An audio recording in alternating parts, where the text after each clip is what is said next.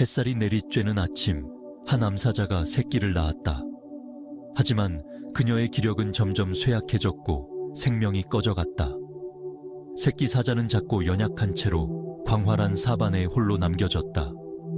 자신의 혈통이나 내면에 잠재된 힘을 전혀 모른 채였다. 운명의 장난처럼 근처에서 말대가 풀을 뜯고 있었다. 그들의 발굽이 땅을 뒤흔들었다.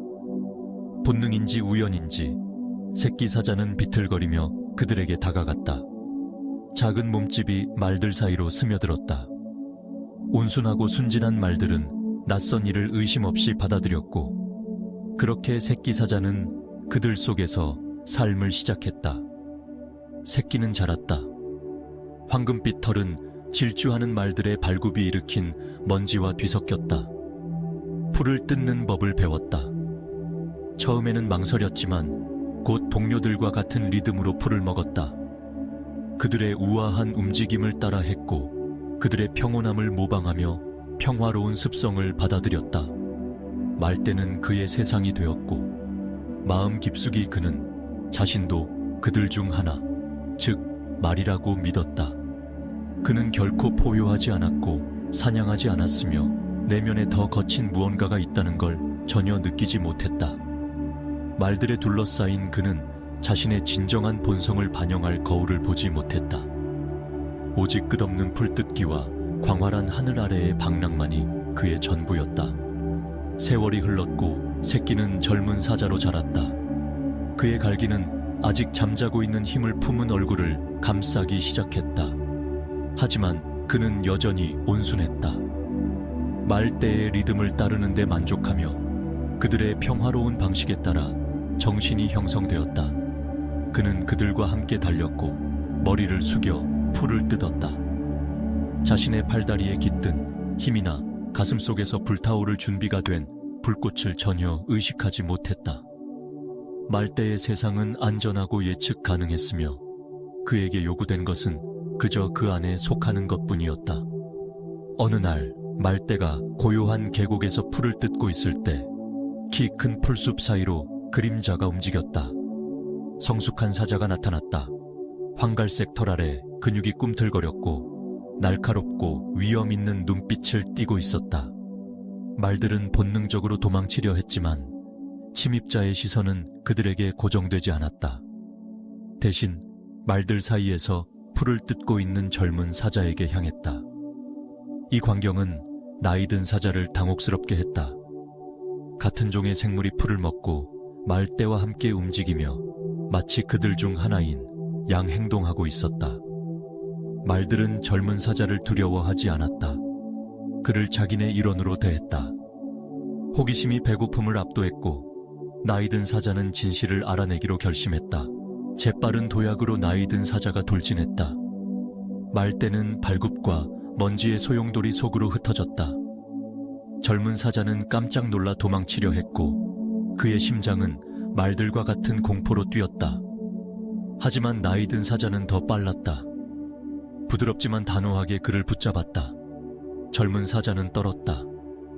두려움에 사로잡힌 그의 마음은 자신이 가족이라 여기는 말대와 다르지 않다고 확신했다. 그는 저항하지 않고 웅크렸다. 그가 배운 온순함에 여전히 묶여 있었다. 나이든 사자는 그 혼란을 감지하고 공격하지 않았다. 대신 젊은 사자를 툭툭 쳐 일으켜 세웠다. 낮은 으르렁 소리와 함께 그는 떨고 있는 젊은 사자를 근처의 고요한 호수로 이끌었다. 호수의 표면은 한낮의 태양 아래 거울처럼 빛났다. 젊은 사자는 몸을 뻣뻣이 굳히며 저항했지만 나이든 사자의 기세는 거부할 수 없었다. 물가에 이르러 나이든 사자는 젊은 사자의 머리를 아래로 눌렀다. 그의 반사를 강제로 보게 했다. 처음으로 젊은 사자는 자신을 보았다. 그가 상상했던 날렵하고 풀을 뜯는 생물이 아니었다. 그는 사자였다. 어깨는 넓고 갈기는 빛을 머금었으며 눈은 길들지 않은 불꽃으로 반짝였다. 그 반사는 낯설었지만 그의 내면 깊은 곳에서 무언가를 흔들었다. 오랫동안 잠들어 있던 불씨였다.